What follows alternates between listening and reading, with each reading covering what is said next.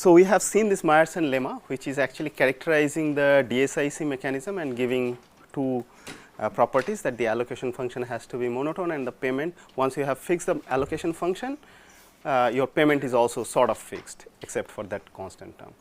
Now, what do we do with this lemma? So, let us look at some examples which we did not think that that will be sort of a mechanism which is truthful.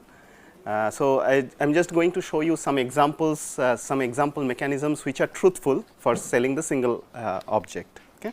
So, the first thing that we should notice, that Meyerson mechanism is telling you that the allocation should be monotone, and it is a very large class, right. So, any monotone allocation rule will work. You just allow the rules, the allocation rule to be monotone, and you set your payment in that way, and that will be truthful.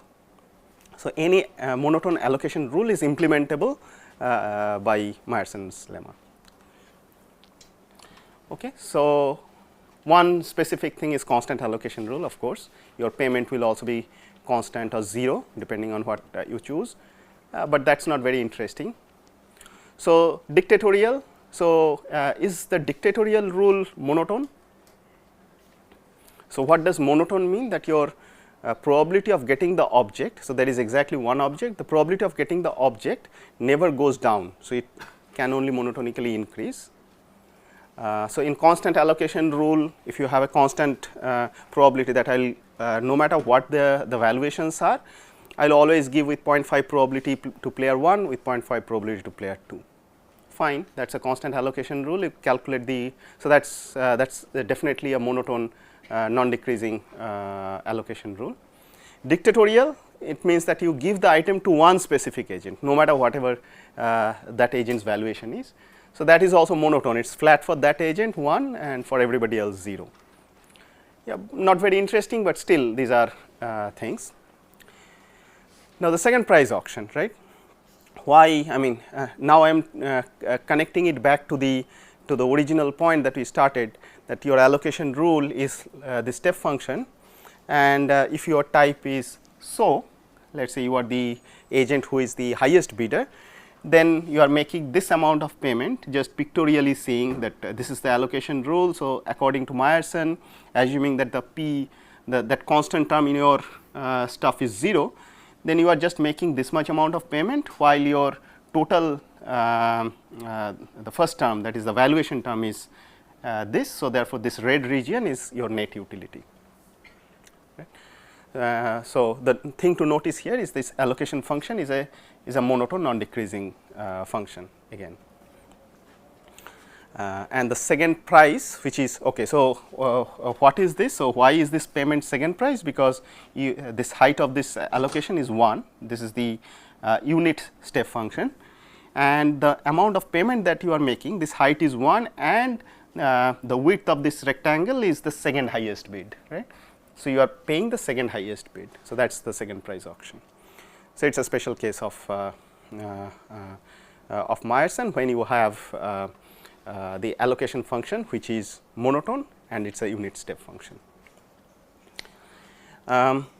Efficient allocation, let us say we have some reserve price, we will never sell the item below that price. So, let us say that reserve price is R, and if it is more than R, so if there exists some agent, so if the item, none of the agents have valuation, their revealed valuation is more than R, then I will not sell the object, which is fine, but I will sell it to the agent whose valuation is of course more than R, and also largest among all the other agents, right. So, this is the second highest bid. So, this guy is the highest bidder. So, therefore, I will give it to him. Right. So, that is also and you can verify using the same payment formula that this payment will be something like this. So, what is the second highest bid and the reserve price. So, if the second highest bid happens to be, so there should be a max miss, and there should be a max, the max is missing. So, whichever is the second highest bid, if that happens to be smaller than the reserve price, then you should be paying the reserve price. Now, let us look at a little uncommon allocation rule. Right. So, we have not seen this type of a thing, neither we will ever see this type of a allocation rule.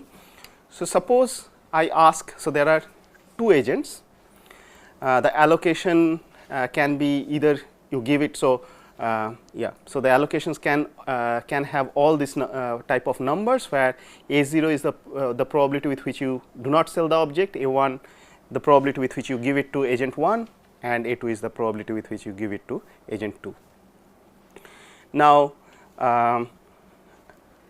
actually it is deterministic. So, you can either give it to 1 or 2 or not sell at all. So, what it is doing, the seller is first computing, asking both these agents to bid. Suppose they have bid T1 and T2, it is actually computing a very strange function. It is computing the max of these three numbers, 2, T1 square and T2 cube, okay, and finding whichever of this is max. If 2 happens to be the max, then I will not sell the object. If this quantity happens to be the max, then I will give it to agent 1. If this is max, then I will give it to agent 3. Is this monotone? Assuming all types are between 0, I mean they are non-negative, T1, T2 are always non-negative. This is a monotone allocation rule, right. So, because if everything else remains fixed, if T1 increases, then it will also be monotonically increasing. The allocation will, if it was going to agent 1, it will continue to go to agent 1.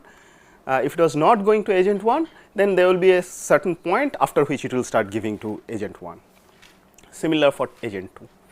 So, this actually fits the criteria of the Meyerson lemma.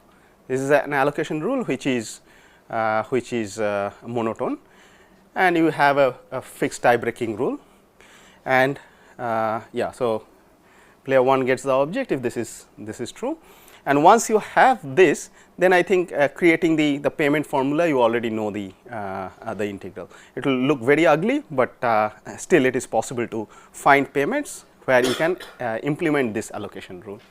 And the range of this T? So I am just assuming them to be non-negative, and if it is 0.5 T1, and you were saying 2 will be maximum. Then 2 will be maximum. I will not sell that object.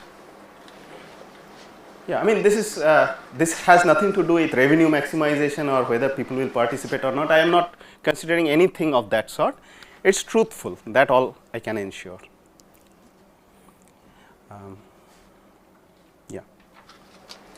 Okay. Now we also have to now bring in. So the first task is done, that we have characterized the mechanism which is so for single object allocation, which is truthful. Now individual rationality. So I am coming to ex post in a moment, but let us say individual rationality, we have already defined it, that if your utility, expected utility in this case, is non-negative for every T I, T minus I, and for every agent. So why is it ex post? Because of the fact, so there is this terminology comes from the economics literature, who uses this kind of a Latin names very much. So there are three things that you can think of. So there is something called an ex ante. So ex ante meaning that from player I's perspective, even before he has realized his own type. So his type could be today something, tomorrow something else. So today if I am thinking about what will be my value tomorrow, then I am taking an ex ante decision. Even before I know my own type, I am taking a decision. Ex interim is something like when I have observed my own type, but I have not observed somebody else's type, right. So the Bayesian idea is essentially using that, because I have seen my type, but I have not seen others' type. So maybe I will take an expectation with respect to the T minus i's. Right. This is going to the very end, the extreme, that the game has ended. I have seen my own type, I have seen everybody else's type. Still, when I calculate my expected utility, it is going to be non-negative. Right. So that is very strong guarantee. If you can give something which is exposed, yes, of course, ex ante will automatically get satisfied, ex interim will get satisfied. Okay. Even after all agents and reveal their types, participating is weakly preferred. Okay. So Now we have that characterization of this DSIC mechanism. So, we will not look at individual rationality in isolation. Of course, alone individual rationality makes no sense. We will look at DSIC as well as individual rationality, and then we can see what kind of restrictions. As I said, that the restriction will be put on the constant term. So, this is the constant term of that integral formula. So, in the single object allocation setting, suppose we have a DSIC mechanism. So, that means those two characterization results are already true. It is individually rational if and only if for all t minus I this is non-positive. Okay. So, remember that this term has to be non-positive, and you can also add on top of that no subsidy. That means you will never pay any agent. So, they will always pay the auctioneer. So, if that is ensured, then this constant exactly becomes equal to 0. But we will not need this part, because our objective is anyway to maximize the revenue. So, and we know that Pi, this constant term, is upper bounded by 0. So, it is okay to assume that that is equal to 0, because that is how we can maximize our revenue. Notice that this term does not depend on the agent i's type. So, I can always, without loss of generality, assume that first constant is 0. I am not going into the proof, because this is very simple. You just plug in the values of v equal to 0 and everything will fall in place. Now, we have seen this Vickrey type of auction or the VCG type of auctions, the second prize auction in for the single object allocation. So, I will give two examples which looks very similar to that one, but it is not non-Vickrey, possibly a little bit of mind twister that this kind of mechanism can also be truthful. Okay. So, what is it saying? The allocation rule, the object goes to the highest bidder, and the payment is such that everyone is compensated some amount. Okay. The reason why this compensation is required we will see in a moment. So, the highest and the second highest bidder. So, this is exactly where we are playing with this constant term, right. So, we have set the constant terms for player 1 and player 2 in such a way. So, there are n players, but I am setting only the constant terms for player 1 and 2 to be the minus 1 over n of the T3, the third highest bidder. Their constant term is minus of that one. Everyone else received 1 n of the second highest bid. Okay. Let me see an example. If no, so I do not have an example, but anyway. So, so P10 is minus. Okay, so everyone else gets the second highest in Tj j not equal to I. This should be Pi actually. So, yeah, this is not P1. P1 is already defined. So, what I mean, you can do the calculation. So, let us say we assume that this is without loss of generality, then you will find that the what one will pay will have a term something like this. So, if you have ordered the agents in the descending order of their bids, you will get the player 1 who is the highest bidder. Notice that player 1 is the winner. He wins the object, he pays this much amount of money. Player 2 pays this 1 minus n of T3. Why? Because he is not a winner. So, the constant term is the only payment that he is going to make. Remember that these terms, the payment terms, is it okay. So, the payment term is, so whatever they have reported. So, this Pi 0 comma t minus I plus Ti times. So, these two terms, the second term and the third term, always had the probability of allocation of that agent, right, minus integral 0 to Ti Fi of x of t minus I dx, right. So, the agent up to, I mean, in his top value he did not get allocated, he could not become the highest bidder. So, everywhere below he will always be will not be a winner, and this one is also 0, this one is also 0. For second player, it is very easy to see that this constant term is the only payment that he gets. For the first player, you have this constant term which was there plus T1, because he is Fi is 1 at that value, and when you take the integral, so there will be a point up to the second highest bid where he is not winning, right. So, I think this is where it is coming from. So, 0 to T1, so up to T2 it is not winning, after that it started winning with probability 1. So, T1 minus T2, do the calculation, you get that value. Okay. And it is also easy to see for all others, because their values are even smaller. So, only the constant term will be the important thing. So, yeah, so for everybody else, so this will be Pi, the second highest when you are not considering that agent. So, but they are way below here, so below T2 and so on. So, the second except them will always be T2. So, that is why this is 1 by n T2 for all these agents. Okay. Okay. So, when you take the sum of the payments, so this is where it is coming from. So, everyone is compensated. So, you see that the first player 1 is paying something, imagining n is large enough. So, T3, actually you do not need n to be large enough, T2 is anyway larger than T3, and you are multiplying that with something smaller than 1. So, this will always be positive. So, player 1 pays something, the guy who actually wins the object, he pays something, but everybody else is receiving some amount of payment. Notice that negative payment by the bidder is like the mechanism designer is paying them, right. So, when you take the sum of the payments, you see that this T2 minus T3, which is a non-negative number, positive number in this case, and 2 over n, this is the total payment.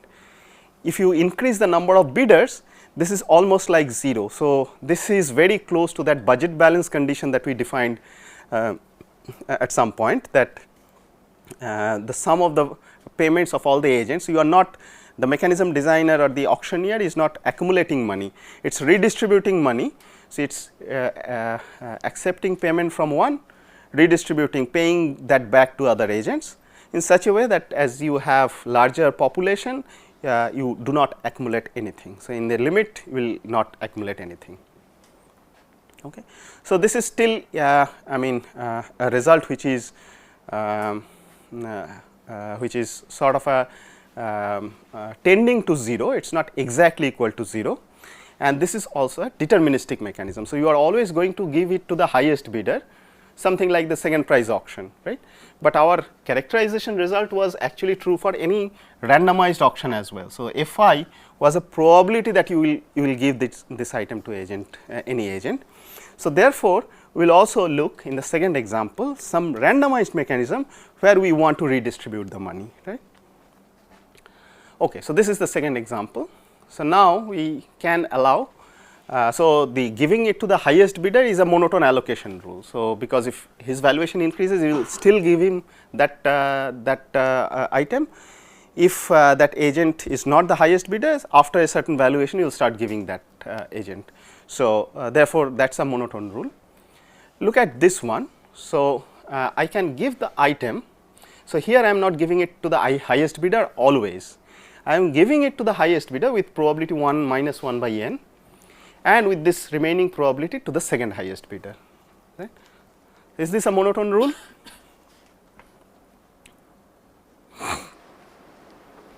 So, imagine if someone, so what is monotonicity? That if your Fi, the T minus I should be monotone non-decreasing with respect to Ti for every T minus I, right. So, if everybody else is remaining keeping their T minus I is same, highest bidder increases his valuation, increases his value, that is Ti. So, does his Fi go down? No, right. So, he will continue to get 1 minus 1 by n. Okay. So, at least for highest bidder it is not a problem.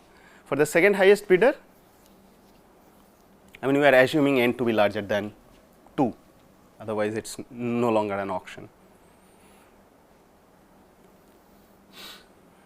Greater than 2, let us say 3 agents or more. So, then this probability is larger. So, this is 2 by 3 and that is 1 by 3. That will get smaller, this will get larger, right. So, the second highest bidder initially was having let us say like 1 by 3 probability. If his valuation increases, what happens? It can become the highest bidder, in which case it can get 2 by 3, right. So, that is also monotone. So, this is not falling. For all the other bidders, they can if their valuation increases slowly, they can become the second highest bidder, in which case from 0 it goes to 1 by n, and even if it increases even further, it can go to 1 minus 1 by n. So, their allocation function keeping okay. So, for the I think for the highest bidder, it is anyway 1 that 1 minus 1 by n. For the second highest bidder, so up to some point it was 0, because it was not the second highest bidder, and then it started becoming 1 over n, and then at the end possibly it started becoming the top one. Similarly, for others up to a certain point, yeah. So, I am just ignoring what these points are. You can precisely calculate, but yeah. So, this kind of a monotone step function kind of a structure we will have for Fi. So, as long as we have monotonicity, we can still apply Meyerson, and we can figure out what is the payment. Now, we are just going to use this simple constant, which is pi 0, which is minus 1 over n, the second highest bid except that agent, right. So, second highest bid, and as before, let us assume the same thing. We are ordering or numbering these agents with respect to their the bid values. Now, I know that for the first agent, the constant will be minus 1 by n t 3, because if you remove this agent, the second highest one will be t 3, right. So, that will come here.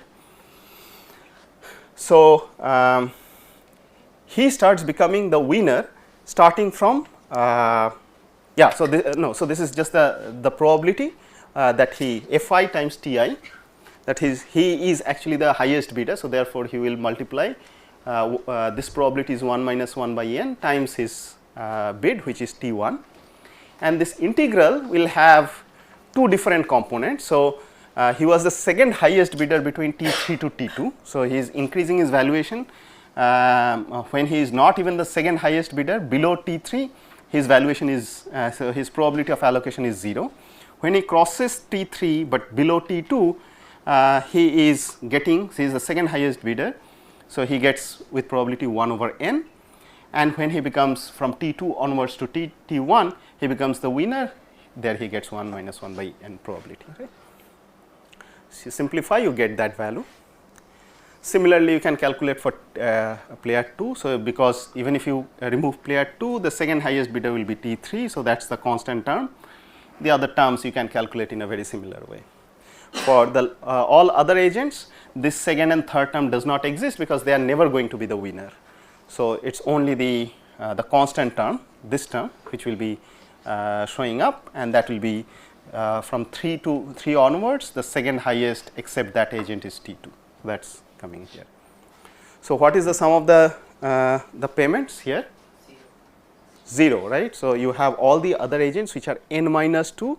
So, you multiply this with n minus 2, and there also you have. So, this second agent is paying nothing, even though he is getting some with certain small probability, right. So, with probability 1 over n is getting it, but he is not paying anything. Meyerson mechanism is not asking it to pay anything, right. So, this is a perfect budget balance mechanism, where just by choosing this allocations to be random, we achieved. So, you are just redistributing the money among agents, but we are just choosing the bidders, the winners in a randomized manner. Okay. So, just to give you a kind of a feeling that with randomized mechanism that redistributes the money, but here there is no a limiting value. It is true for every n as long as it is larger than 3.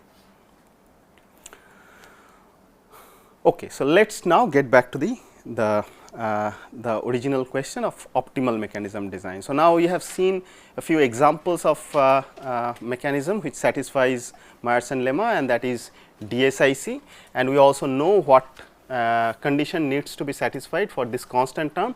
so that it becomes individually rational. It has to be non-positive. Now, with those two conditions, so we are just trying to maximize the sum of the payments subject to these two conditions. The first condition is that this quantity, maybe I can just write this down. So, the optimal mechanism design question is sum of the payments, okay, theta I, theta minus I. Actually, we will have to take the expectation, because otherwise we will if you are not mentioning what theta i's and theta minus i's are, one way is to look at the worst case, but the worst case could be really very worse, right. So, we can actually create an instance where you earn nothing. So, that is really not a very interesting answer. See, and in practice we typically know how people value that item, either from a market research or something else. So, we will look at something like expectation. This is very loosely writing, I will write it more formally in the slides. And then I have the condition that it is DSIC, that means the allocation function is monotone, and when I have this payment, that constant term, sorry, I should write Ti t minus I to be consistent.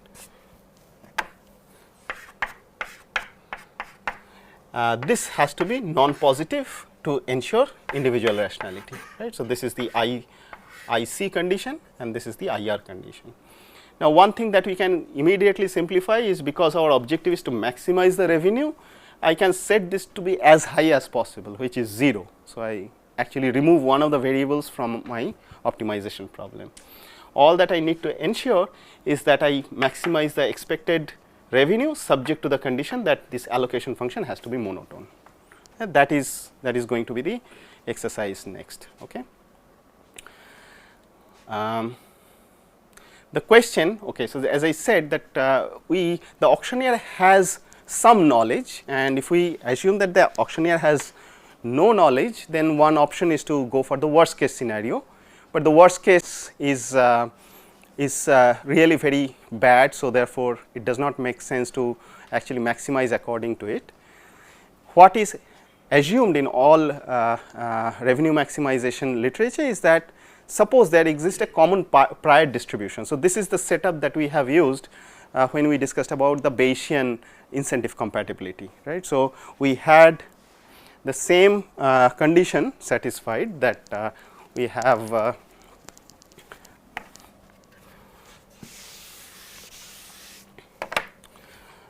instead of saying that the utility, this theta Ti t minus I, and suppose, so this is what they report and this is what their true types are. This is greater than equal to ui, let us say Ti prime t minus I, and the type is Ti. This getting satisfied for all t minus I, we are going to take an expectation with respect to t minus I, right. T minus I given Ti, if they are correlated, if they are uncorrelated, that is equivalent to unconditional probability. Okay. So, now this ceases to become a function of t minus I. So, I can just write it that this is true for all Ti and Ti prime, and of course, for all agent I. So, this was our definition of BIC, and there we have already assumed that every agent knows they can calculate what is this probability distribution over this t minus i's, and that is exactly what we are also going to assume. So, the notion of incentive compatibility from DSIC becomes and also the individual rationality has to change. So, we are now getting onto this Bayesian setup. This is sort of a necessity, but you can see that the entire characterization that we have done so far, that will exactly fall in place.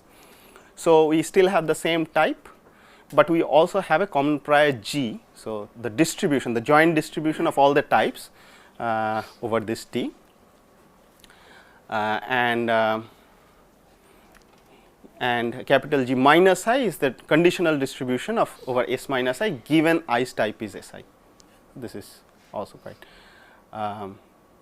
Yeah, so I should say that this is the distribution actually, and this is the density. Okay, so yeah, so capital C is the CDF, capital G is the CDF, and small g is the PDF. Okay, so a little bit of additional notation. So I can now have this.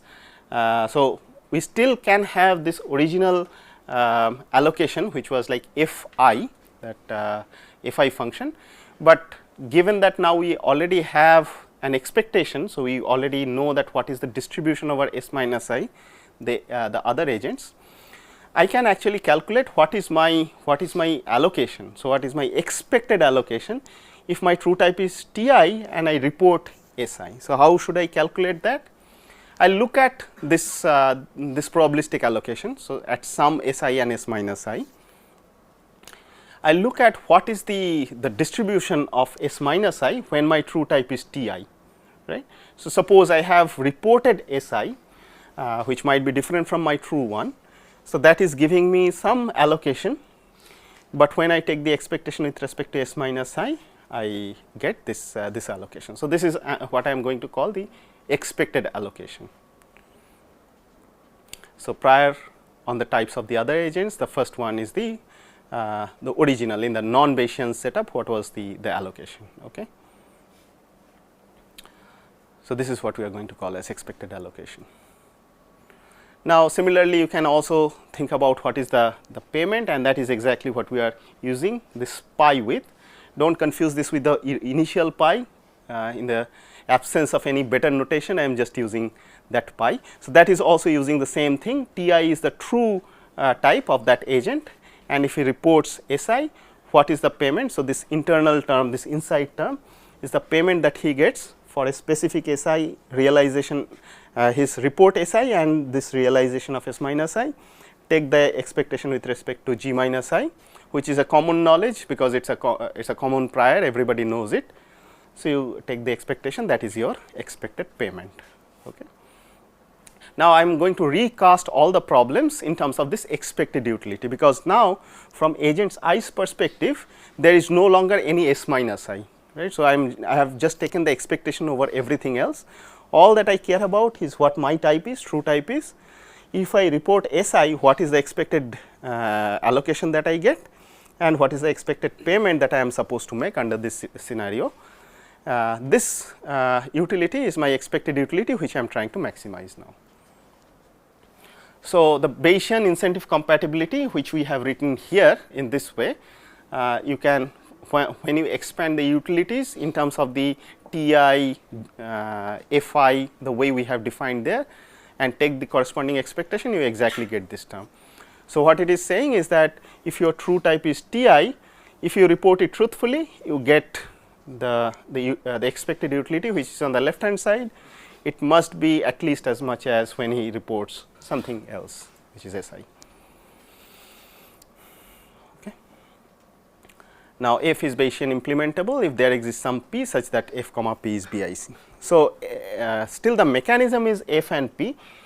You are just taking you are weakening the notion of incentive compatibility in this way, right.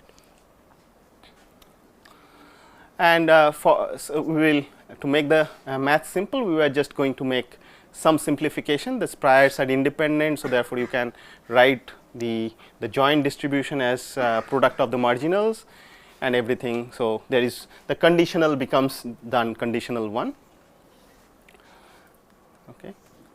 Now even the allocation rule, where we were earlier saying it has to be non-decreasing, we can define something like non-decreasing in expectation, right. So what is it? It is meaning now from now on I will just use, yeah. So this one we will assume independence in all discussions from now on. So this conditional thing will just drop, we will just use alpha of Si, right. So that makes things a little easier.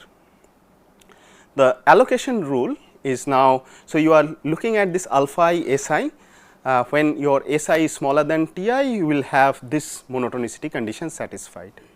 Now how is this different from the monotonicity condition that we had here, right. So here we had it for every T minus I, it should be monotone.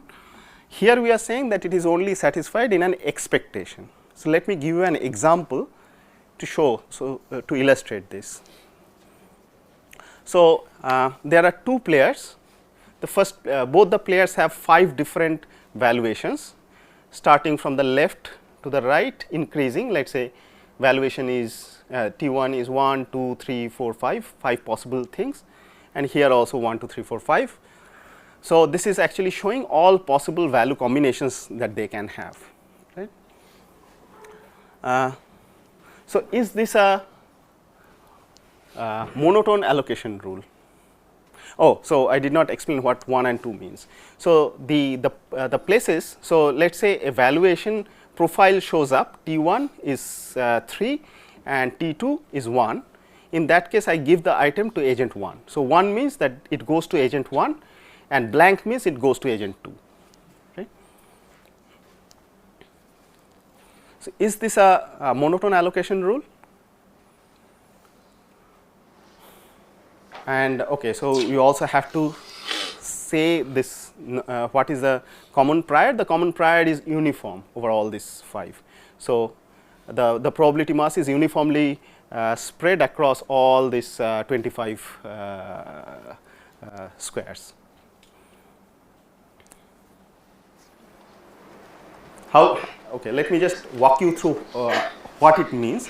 So, let us say T2 is fixed. So, what we said here is that your if, let us say 1, and there are only 2 players, so I will say T1 and T2.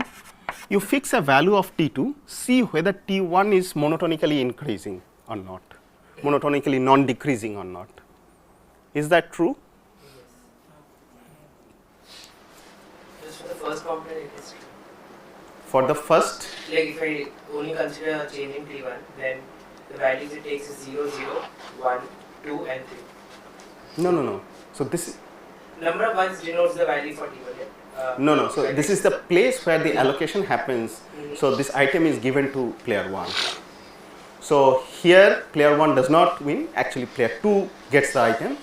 Here player 2 gets the item, here player 1 gets the item, here player 2 gets the item, here player 1 gets the item. So, if I fix T2, let us say T2 equal to 1, it is not monotone, right? It is, so here the allocation is 0, 0, then it goes 1, then again 0. So, it falls down again 1. Here it is satisfying, but one counter example is enough. So, this is not a monotone allocation. Is it non-decreasing in expectation? Now, how should we look at it? We should, when we are looking at player 1's, from the player 1's viewpoint, we will be expecting over T2. So, whatever equal probability here. So, you take the expected, so the allocation like this alpha 1 T1. So, what is alpha 1 T1 when T1 is equal to let us say 1? Everywhere it is 0. So, you take the probability masses and multiply, it is still 0. 0 here as well, here 1 over 5, because you are taking 1 over 5 for each of these. Yeah, so this is 1 over 5. Here 2 by 5, 3 by 5. Is it monotone now? At least from player 1's perspective, it is correct. Let us look at player 2. So, now you should look at the blank ones. Player 2 is winner when he is this place is blank. So, there are 3 blank spots here, 3 blanks, 4 blanks here, 4 blanks here, 5 blanks here, right. So, here the probability is 3 by 5 of player 2 winning, here 3 by 5, 4 by 5, 4 by 5, 5, 5 by 5, 1. Right. So, this is non-decreasing in expectation, but not non-decreasing. Right. And it's true. I mean, you are, so if it was monotone in T1, then you would always have non-decreasing in expectation. This example is showing that, of course, the converse is not true, right. So, this is not true for this particular case, but if you look at the alpha 1 T1, that is monotone non-decreasing in T1, and that is also true for player 2.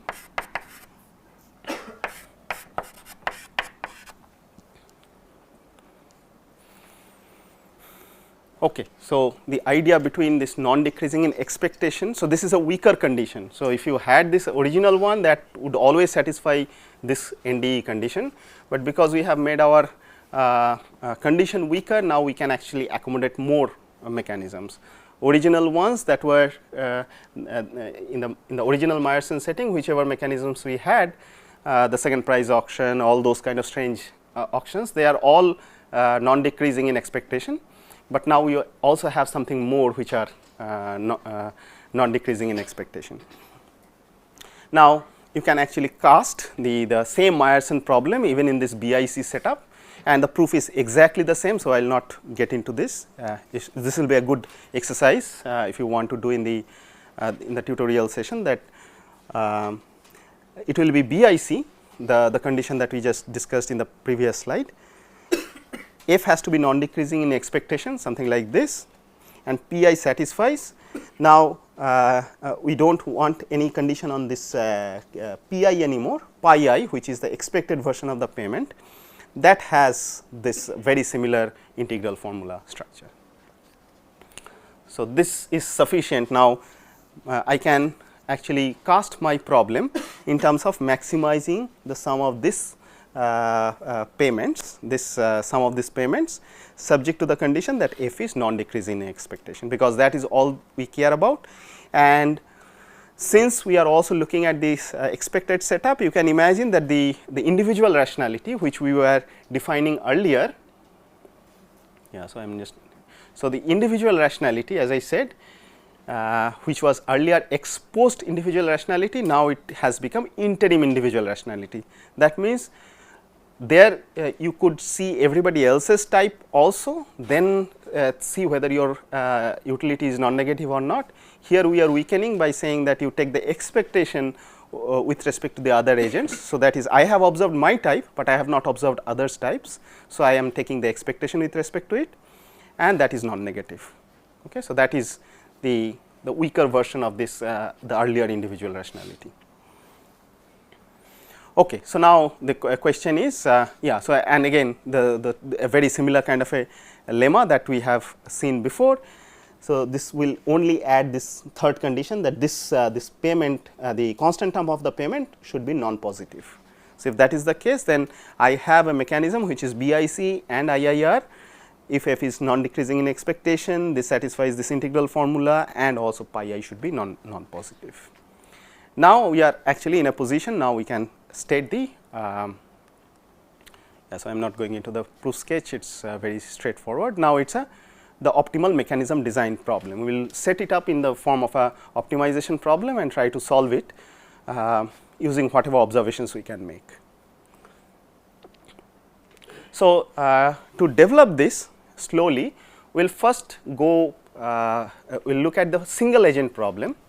We are trying to, as if there exists exactly one agent, and how we can actually maximize the revenue that I earn from them, and then we will exactly use the same setup or the same notation, the same proof technique for multiple agents. So so the multiple agents we will do after the lunch break, but the single agent problem is rather easy to see. Now the type set, in this case there is no I anymore, because there is exactly one agent, 0 to B, and the mechanism is F comma P. So what is F doing? Whether it will sell it or not sell it, with what probability it will sell it to this agent, and the other probability is not to sell it. The payment function is from 0 to B, what is the real number, right. Now because there is exactly one agent, you do not have to take any expectation with respect to the other agent. So the BIC and DIC definitions are equivalent, which means that you have this F of T of Ft minus Pt, which is greater than. So when this agent is misreporting to S, still its true type is T, this should get satisfied, and the individual rationality is equivalent to IIR as well. So this should get satisfied. Okay, so now the question is that I want to maximize the revenue, the expected revenue. I got this much amount of payment. So Pt is the payment that I get. So if I fix the mechanism, Pt is the payment I get when this agent reports type T. because we are in the Meyerson setup, we are assuming that everybody is reporting their types truthfully. That's what it is. So, P t times G t. So, that is the distribution of t, and we are integrating over 0 to b. So, this is the revenue, the expected revenue earned by the mechanism M. Okay. The optimal mechanism is the one which maximizes among all different M's. So, what is the variables of M? F and P, but we already know something about P, and we also have this condition of IR. So, therefore, we can actually reduce to a single variable optimization problem, which is only with respect to F. Okay, so, we know that the payment has to be of this structure, which is the IC condition, and the IR condition is ensuring that this cannot be cannot be positive. Yeah. Yes. So, last Which one? Last one. This one? Last. Oh, so this is the expected payment. So, as an auctioneer, so when I have, let us say exactly, we will generalize it for multiple agents when we will take the sum over all the payments. So, let us say this is the payment which is made by the first agent, here is only one agent, and his type is T. I also know the distribution over their types. So, with what probability this agent gets that type. So, if it is that type and he reveals it truthfully, then I get this much amount of payment. I multiply these two things and get the expected and take the integral. So, we get the expected payment out of this mechanism. So, that is my revenue as an auctioneer. I want to maximize this by setting the payment rule, allocation rule appropriately.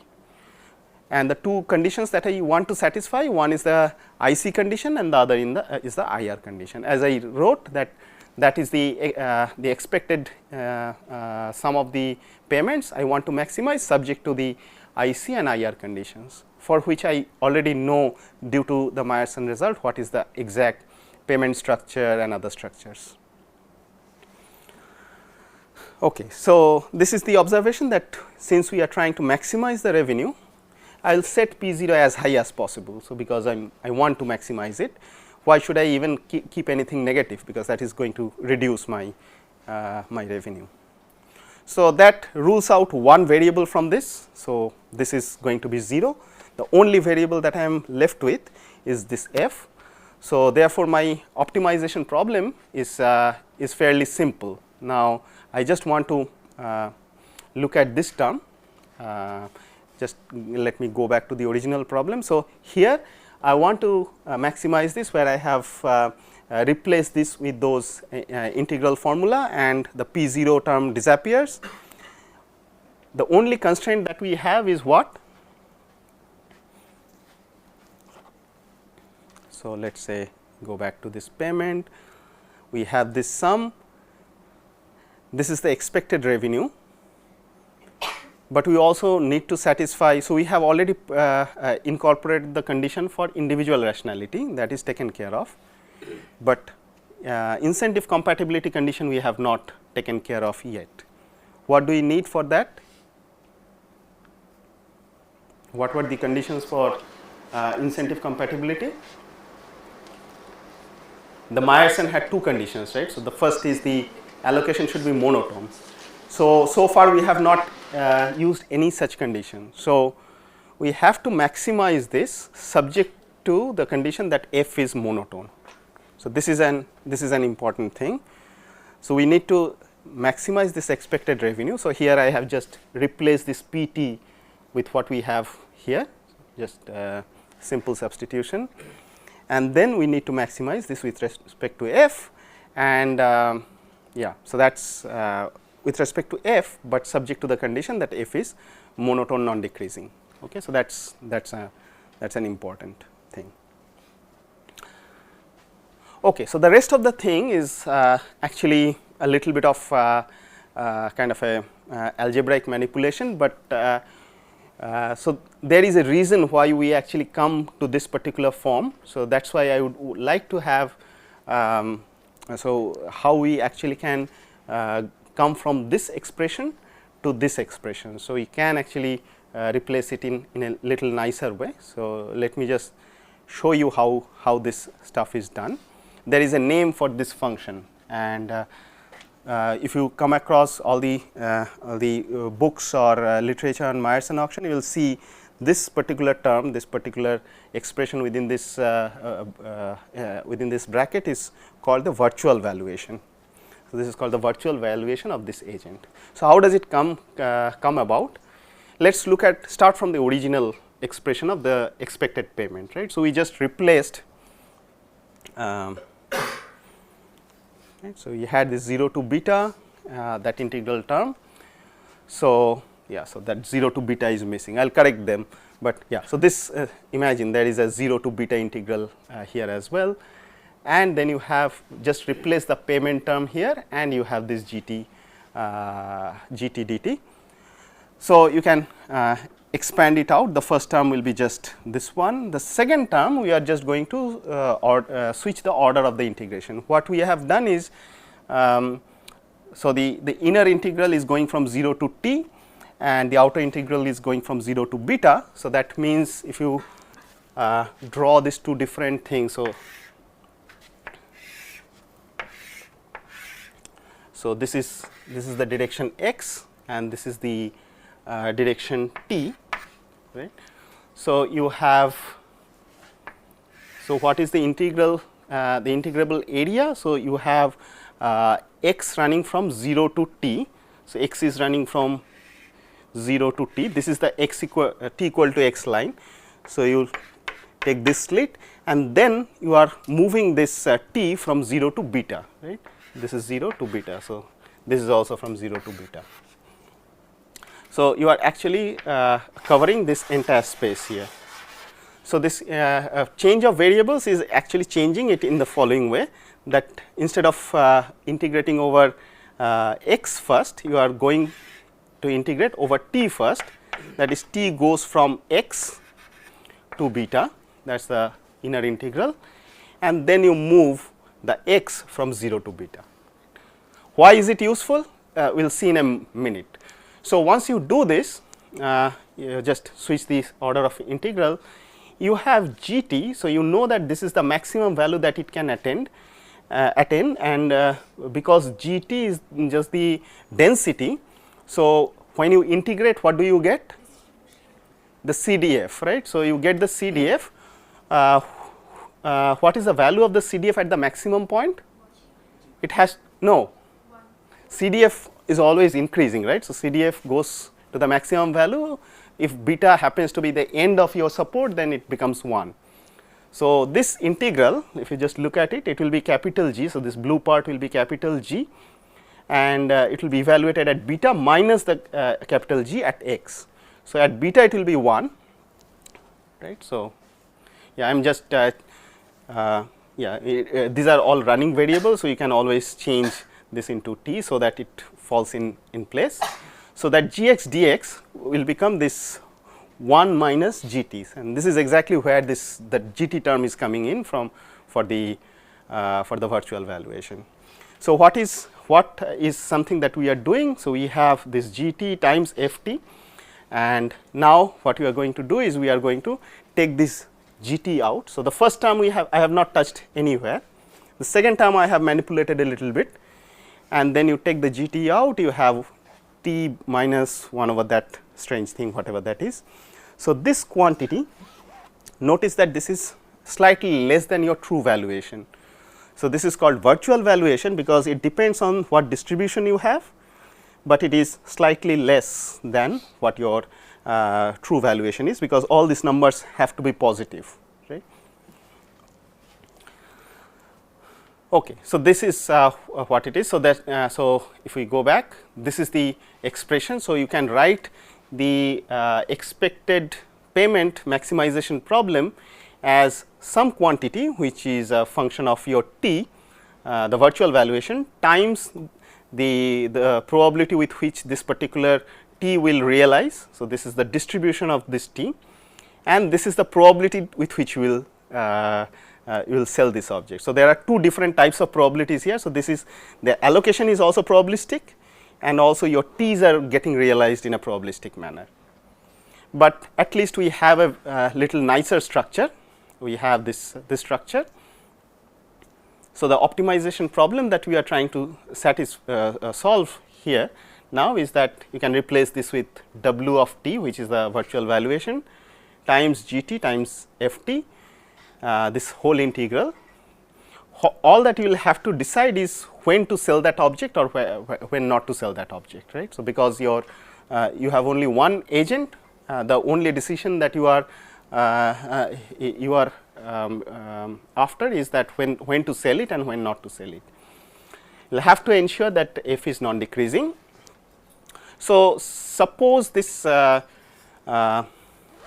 this w t function. So, okay, so let us ask this question. I have this w t and you have g t times f t. When should I actually sell this object? So, notice that virtual valuation, because it is less than t. So, let us say my t is very small, the g t can actually be negative as well, right. This is the important part. So, your virtual valuation, so even though your valuation is always non-negative, it is between 0 to 0 and beta, your w t 1 minus g t times t, lowercase g of t. So, t, even though it belongs to 0 to beta,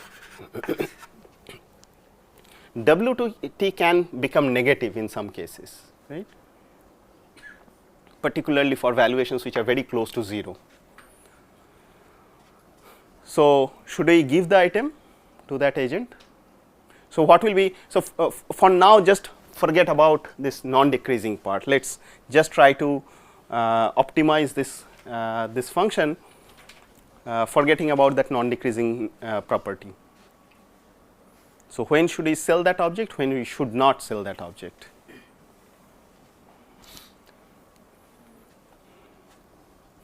I mean, tell me this, that if so suppose at some t, so I will have to decide what, so this entire function f, my t is growing from 0 to beta, some point I can sell it, some point I may not sell it, but let us say at some t star small enough, this number w t star is negative, right. It is giving me negative revenue, right. So, I mean negative expected revenue.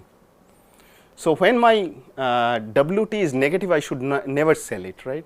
It is better to get 0 expected revenue rather than getting it sold and getting a negative expected revenue.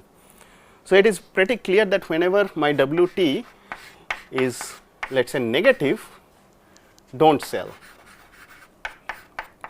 quite intuitive, and whenever w t is positive, always sell. So, f of t should be exactly equal to 1, right. It is like a kind of a step function, at some point you will be selling it and in some point you will not sell it. But this is also assuming something, right. So, suppose your w t function had this property. Now, essentially the point comes in that why we are not solving this unconstrained optimization problem, because if it was an unconstrained optimization problem, yes, we can always look at different t's, wherever it is negative I will not sell it, wherever it is positive I will sell it. But imagine you have a w t which looks like this, right. So, let us say w t was positive at some point. So, this is the 0 line, w t 0 line, and it is negative at some point, maybe it comes back again above.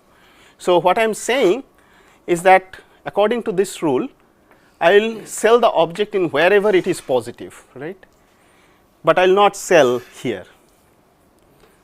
So, that is my f. So, sell, do not, again sell. What do I violate if I do this? F is not monotone. So, here this the f is 1, here it is 0, again it is going 1. In fact, I cannot even go in this way. So, starting from sell, if I have ever decided that I will sell, as t increases, this is t, I should continue to sell the object, right. And that is why we cannot solve this optimization problem for any arbitrary g. So, if your distribution is really very strange, then we cannot solve, or at least this solution will not be very easy to find, the revenue optimal thing, or it will, even if you do that, that will not satisfy DSIC, because F will violate non-decreasingness. So, that is why what is assumed, here we have used a more stronger condition, but you can imagine that if WT is monotone non-decreasing, which is a consequence of this this assumption. So, if you say that this function gx, so it is just the inverse of this one, if this function is non-decreasing, then that inverse is non-increasing, the minus of that is non-decreasing again. So, t is anyway an increasing function, that plus some non-decreasing function is always non-decreasing. So, your Wt is a non-decreasing function in t. So, then Wt will not have this type of a shape, it will always have, either it can go to negative before some point, and after that it will always be non-decreasing. So, there your decision, what you are doing, the unconstrained problem, will actually give you the optimal solution, right. So, that is we always solve it under this amateur condition, and it is not super what I should say, super artificial a condition. Standard distributions like uniform, exponential, in fact the entire exponential class of distributions, they all satisfy this amateur condition. So, therefore, we can with reasonably confidence say that your virtual valuation was monotone non-decreasing. Okay, so, so we have come from that point, from the point where we have the payment structure. We wanted to satisfy the BIC condition, and therefore, we had this payment structure, applied that payment structure to maximize the revenue, subject to the condition that it is non-decreasing.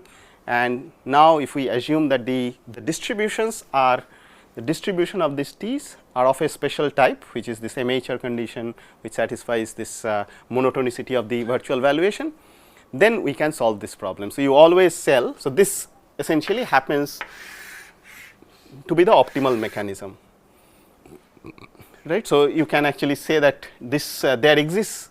So, if Wt is monotone non-decreasing, then that means that there exists some t star, right. So, which is the inverse of W inverse of 0, right. So, it is essentially telling me that the point where your W takes the value of 0, at that point, below that point you will not sell it, after that point you will always sell it, right, and that is your optimal mechanism, which is something similar to the second, not second price auction, some price auction, some reserve price auction, because this W inverse of 0 or this t star point is your reserve price. You will never sell it as long as this guy is saying that, okay, my valuation is below t star, I will sell that, I will say that I will not sell you, and if it is above that, then the transaction will be completed, and if you calculate the payment using the Meyerson formula, you will see that it will actually pay this, ask it to pay this much amount of money. So, in some sense it is like a for single agent auction, it is just a posted price mechanism. So, if you know your distribution, you are just setting this t star. So, remember that W is function of your capital G small g, that the value distribution, and from that you are actually finding what is this t star. So, t star essentially is a function of that distribution. So, once you know your distribution, you can actually set this price. It is like take it or leave it at that offer. So, if your t star, if your valuation is more than that, then so I just put this price on my board, and you can come pay this price and take this item away. If your valuation is less than that, then you will say that, okay, no, this is too expensive, so I will not purchase it. That happens to be the revenue maximization objective. Okay. Okay. Yeah, I had a kind of a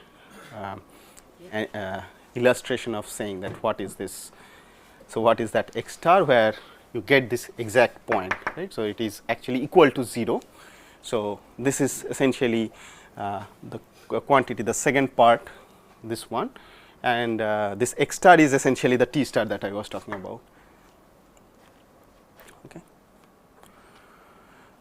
All right. So, yeah, so the unrestricted solution, as we said, if you are below that, then you do not sell it. If it is above that, you sell it, and at that point you can do anything. You can toss a coin and decide whether you will sell it or not. In any case, your expected revenue will be 0. And this f is non decreasing. So, under this MHR condition or the condition, so a weaker condition where we are just saying that this WT is monotone non decreasing. So, in that case you will get this payment. So, x star is that payment, in this case t star is the payment, and that is the optimal mechanism. Okay. Let us stop at this point, and then we will generalize this idea for multiple agents, and we will see how does it change. So, for single item single agent case, it just seems like I have to set this price, but this is no longer true when you have more than one player. We will have something similar to the second price auction, and we will discuss that after lunch. Any questions? I know that this is a little more advanced and maybe difficult to grasp in one go, but it will sink in. You can just take a look at the slides, try to redo the mathematics, and yeah, then it should all fall in place. The math is not very difficult. It's just that how you are interpreting those terms is what is important. Yeah. So in the previous graph, Yeah. Yeah. so can this value 1 minus g of x by g of x, can this go beyond beyond 0? Yeah, no, so actually the drawing is not correct. So it will be something like, will flatten out, because so this is the probability that your valuation is greater than or equal to x, right. So the 1 minus capital F of x, it's like the complementary CDF, right. It will always be non-negative, and this is always non-negative, so it will never go below 0. Yeah. Any other questions?